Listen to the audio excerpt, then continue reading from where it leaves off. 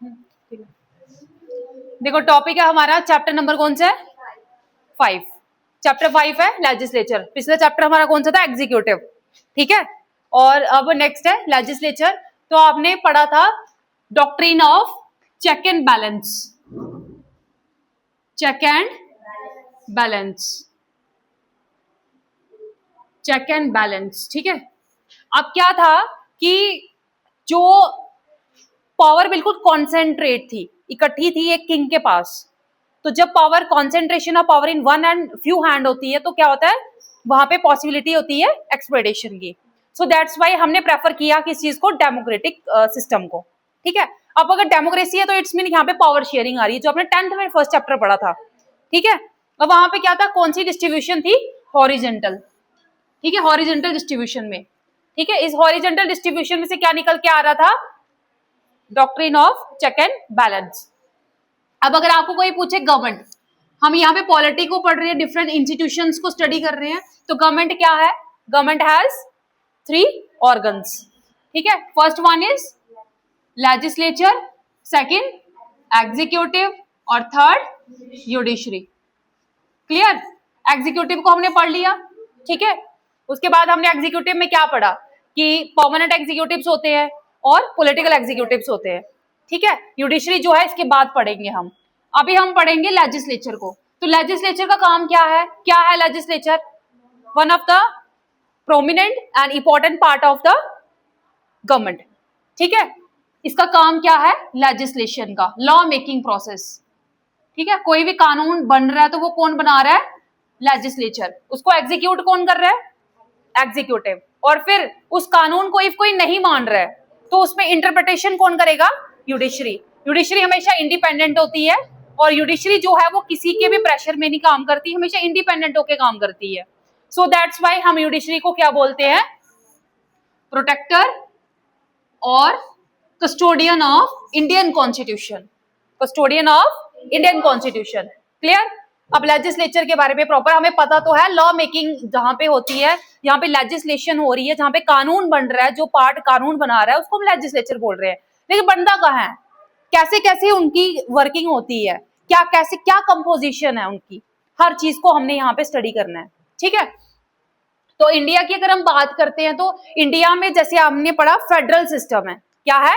Federal system. तो federal system में क्या होता है कि जो गवर्नमेंट है वो कितने पार्ट्स में कहां कहां काम करती है? डिफरेंट यूनिट्स में डिवाइड है। फर्स्ट सेंटर है और सेकंड स्टेट है। तो स्टेट में भी कानून बन रहा है और सेंटर में भी बन रहा है। तो जब हम सेंटर की बात करते हैं तो जो सेंटर में, जैसे हम यूनियन लेजिस्लेचर बोलते हैं उसको, ठीक है, सो यूनियन मतलब सेंटर, तो जो सेंटर में लेजिस्लेचर है उसको हम क्या बोलते हैं? पार्लियामेंट। क्या बोलते हैं? पार्लियामेंट। तो आपको पता होना चाहिए कि पार्लियामेंट होता क्या है। अगर आपको मैं पूछूं कि व्हाट इज पार्लियामेंट, तो पार्लियामेंट क्या है? क्या है पार्लियामेंट?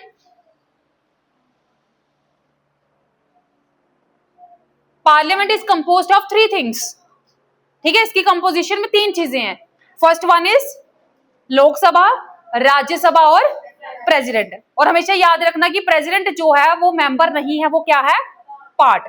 तो इट्स मीन हमने जो लेजिस्लेचर चैप्टर है इसमें हमने किसको पढ़ना है? लोकसभा को, राज्यसभा को और प्रेसिडेंट को। जैसे हम वहां पे लोकसभा को पढ़ रहे हैं वैसे ही हमने स्टेट में क्या पढ़ना है? Legislative assembly. Legislative assembly. और यहां पे हम पढ़ेंगे राज्यसभा को, वहां पे हम पढ़ेंगे लेजिस्लेटिव काउंसिल को। ठीक है, क्लियर? प्रेसिडेंट है, वहां पे गवर्नर है, और कहीं पे सिर्फ चीफ मिनिस्टर ही होगा। ठीक है, वो डिपेंड करता है कि कौन सा मॉडल है स्टेट का। यूनियन टेरिटरी को भी पढ़ना है हमने यहाँ पे। ठीक है, अब टॉपिक आ जाता है, सबसे पहले कुछ आर्टिकल्स देख लेते हैं। आर्टिकल 79। आर्टिकल 79 क्या बोल रहा है कि इंडिया में क्या होगी? एक पार्लियामेंट होगी। ठीक है, इंडिया में जो गवर्नमेंट है वो कौन सी टाइप है? उसकी पार्लियामेंट्री टाइप ऑफ गवर्नमेंट। क्या होता है इसमें कि हमारे यहाँ एक लोकसभा है, राज्यसभा है, बाइकैमरल लेजिस्लेचर है, और यहाँ पे एक प्रेसिडेंट भी होगा, क्योंकि जो भी लॉ बनेगा उसको फाइनल असेंट किसकी मिलेगी? प्रेसिडेंट की। क्लियर? तो आर्टिकल 79 क्या बोल रहा है कि कॉन्स्टिट्यूशन किसकी बात कर रहा है? कॉन्स्टिट्यूशन ऑफ पार्लियामेंट की। क्लियर? उसके बाद आर्टिकल 80। आर्टिकल 80 किसकी बात कर रहा है? Composition of Rajya Sabha. ठीक है, जिसको अपर हाउस बोलते हैं। उसके बाद आर्टिकल 81। आर्टिकल 81 किसकी बात कर रहे हैं? कंपोजिशन ऑफ लोकसभा में कितने मेंबर्स है? 545 एट प्रेजेंट 543, ठीक है। उसके बाद आर्टिकल 83 बात कर रहे हैं ड्यूरेशन की, कितना टाइम रहेगा। तो कितने साल के बाद लोकसभा डिसॉल्व हो जाती है, मतलब इलेक्शन कितने साल के बाद होती है? 5 साल के। लेकिन राज्यसभा डिसॉल्व नहीं होती, उसमें क्या होता है कि हर 2 साल के बाद वहां के कुछ मेंबर्स जो हैं वो रिटायर होते हैं।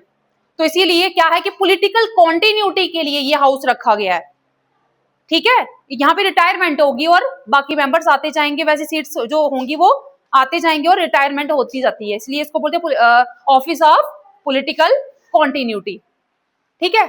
उसके बाद आर्टिकल 84 में क्या आ जाता है? क्वालिफिकेशन फॉर मेंबरशिप, ठीक है, क्लियर।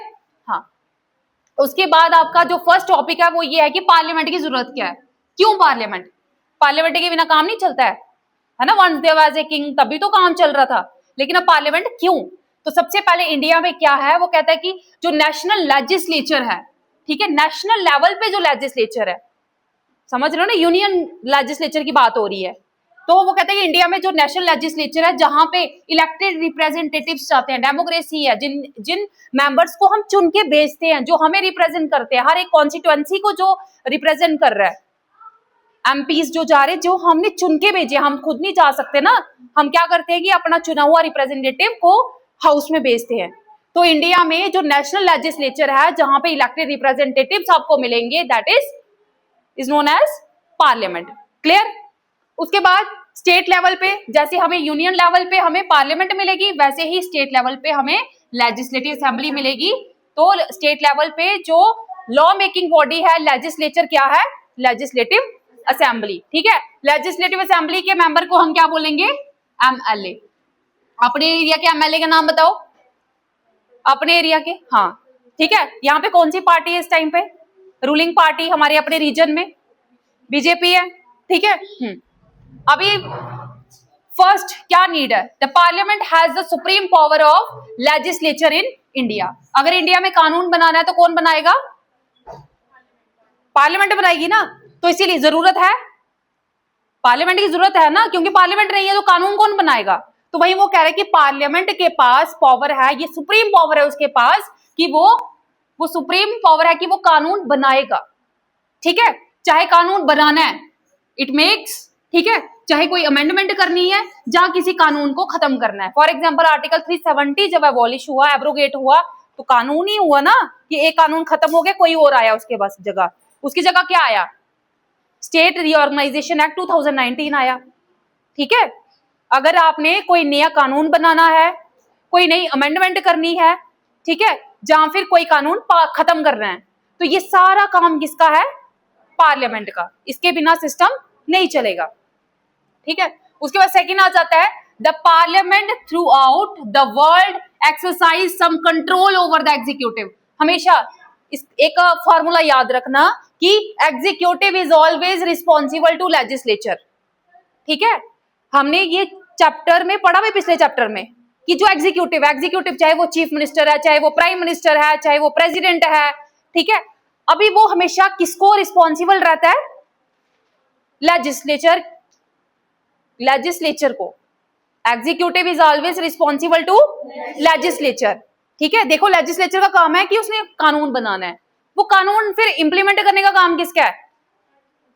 एग्जीक्यूटिव का। तो एग्जीक्यूटिव किसको रिस्पॉन्सिबल रहेगा? मैंने कोई कानून बनाया, फिर वो मैंने आपको बोला ये चीज आप इंप्लीमेंट कर दो, तो बोल रिस्पॉन्सिबिलिटी दी ना, किसने दी? मैंने।